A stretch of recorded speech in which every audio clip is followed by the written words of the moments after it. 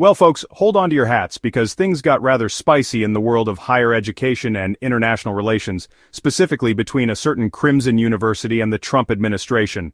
Just today, on May 23, 2025, a federal judge, one Allison D. Burroughs, based in Boston, decided to throw a rather large spanner in the works. She issued what's known in the fancy legal circles as a temporary restraining order, or TRO. And what did this TRO do, you ask? Oh, nothing much, just slammed the brakes on the Trump administration's rather dramatic plan to stop Harvard University from enrolling international students. Yes, you heard that correctly. A full-blown ban. It's like telling a top chef they can't use salt anymore. Bound to cause a bit of a kerfuffle, wouldn't you say? Now, this wasn't just some polite suggestion to Harvard to, perhaps, take fewer students from abroad. Oh no, this was serious business. The administration was aiming to effectively sever Harvard's lifeline to a significant chunk of its student body. We're talking about the F-1 visa students, the ones who come from all corners of the globe, bringing their brains, their culture, and let's be honest, a fair bit of tuition fee money. The ban would have yanked Harvard's ability to participate in the Student and Exchange Visitor Program, or SEVP, which is absolutely essential for enrolling these students. Without SEVP certification, Harvard would be up the proverbial creek without a paddle, or rather up the Charles River, without an international student. The speed of these events was enough to give anyone whiplash, I tell you. This temporary restraining order didn't just appear out of thin air. It was granted mere hours after Harvard University, clearly not taking this lying down, filed a lawsuit also on this very day, May 23, 2025. Talk about a rapid response. It's like a legal version of a quick-draw shootout in an old Western, only with more lawyers and considerably more paperwork. The Department of Homeland Security, or DHS, had only just announced its decision to revoke Harvard's SEVP certification the day before, on May 22, 2025. So, in less than 48 hours, we went from bombshell announcement to lawsuit to judicial intervention. Blimey. Losing this SEVP certification, let me be clear, is not a minor inconvenience. It's not like misplacing your office keys, it's like the entire building being condemned. This certification is the golden ticket, the veritable permission slip from the U.S. government that allows universities to bring in international students. The DHS, in its infinite wisdom, was essentially trying to snatch this golden ticket away from Harvard. One can only imagine the panic that must have spread through Harvard's administrative offices. It's the kind of news that would make even the most stoic university dean spill their morning chai all over their meticulously organized desk. This is not a drill, people, this is primetime drama. So why the sudden crackdown? What did Harvard do to deserve such a stern telling off from Uncle Sam, or more specifically, the Department of Homeland Security? Well, according to the DHS, reportedly acting at the behest of Secretary Kristi Noem, yes, that Kristi Noem Harvard had been a bit naughty. The official line was that the university was allegedly tolerating, and I quote, anti-American, pro-terrorist agitators on its campus. Now, those are some seriously loaded words, aren't they? It's not every day a world-renowned university gets accused of harboring enemies of the state. It's quite the escalation from concerns about, say, library fines. But wait, there's more. The DHS didn't stop at the agitators bit.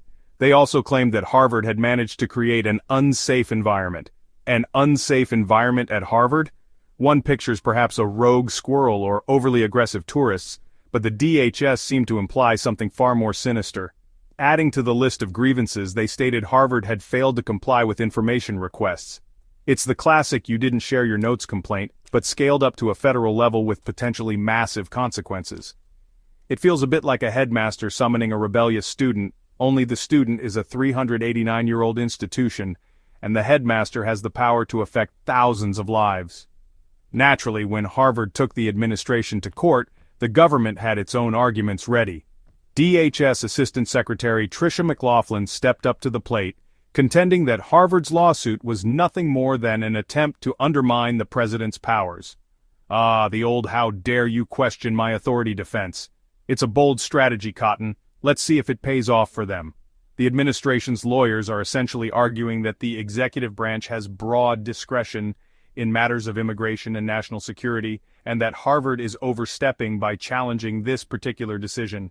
It frames the issue as a battle over constitutional separation of powers, which is always a crowd pleaser in legal circles. Furthermore, Assistant Secretary McLaughlin delivered a line that really encapsulates the government's perspective on this whole affair. She emphasized that enrolling foreign students is, and I quote, a privilege, not a right. This is a phrase designed to put universities and indeed international students firmly in their place. It's akin to saying, you should be grateful we even let you play in our sandbox, so don't complain if we occasionally take your toys away.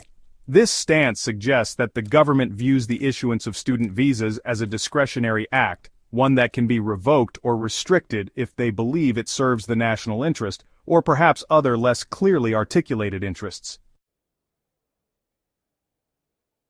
Harvard, as you might imagine, wasn't about to take this sitting down. The university's president, Dr. Alan M. Garber, came out swinging, metaphorically speaking, of course. He described the DHS action in no uncertain terms as unlawful and unwarranted. Strong words from the head of one of the world's most prestigious academic institutions.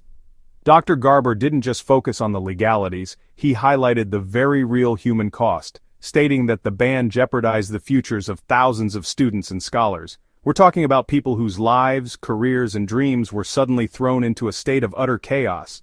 It's not just about abstract policy, it's about individuals caught in the crossfire. Diving into the nitty-gritty of their legal challenge, Harvard's lawsuit argued that the ban would inflict immediate and irreparable injury upon the university and its community. Think about that phrasing.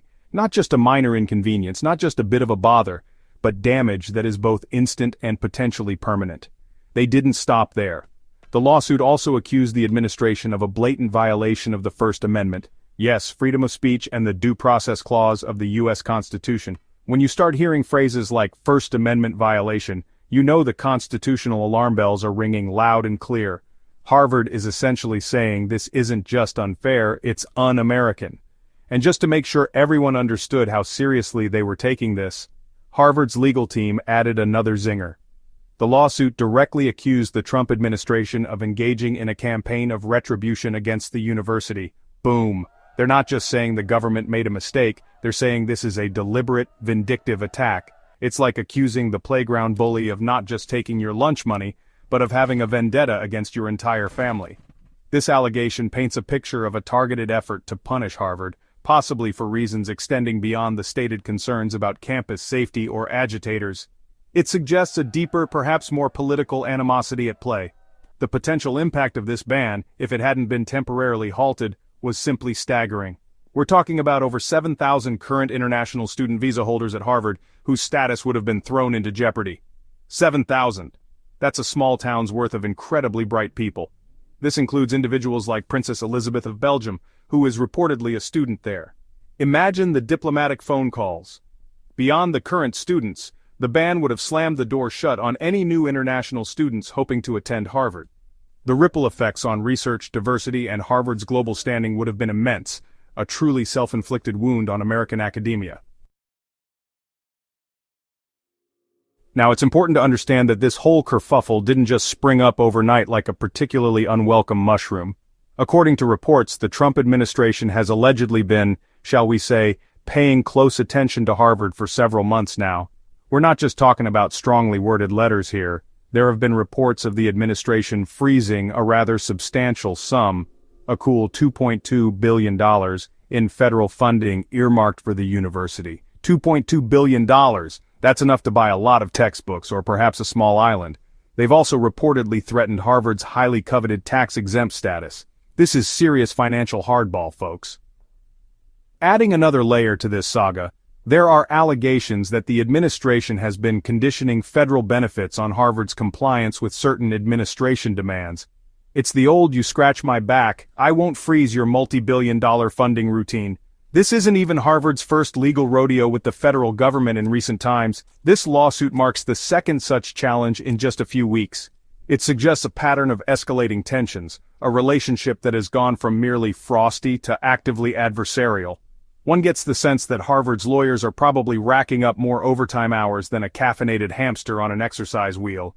Beyond the legal wrangling and political posturing, the human cost of the DHS announcement on May 22 was immediate and deeply unsettling. International students who had navigated complex visa processes and traveled thousands of miles were suddenly faced with profound uncertainty. Reports from the ground describe the move as incredibly cruel, leaving many students feeling absolutely horrified. Imagine being told, with little warning, that your educational journey, your plans, your very presence in the country could be arbitrarily cut short. It's enough to give anyone sleepless nights and a desperate need for a very large, very stiff cup of coffee. Or perhaps something stronger. So what happens next in this high-stakes drama? Well, mark your calendars, because a court hearing is scheduled for next Tuesday, May 27, 2025. This hearing will be crucial, as it will further address Judge Burroughs' temporary restraining order and delve deeper into the legality of the underlying ban itself. All eyes in the academic world, and indeed many international diplomatic circles, will be fixed on that Boston courtroom. The outcome will have significant ramifications, not just for Harvard and its international student community, but potentially for the broader landscape of international education in the United States. So grab your popcorn, because this particular show is far from over.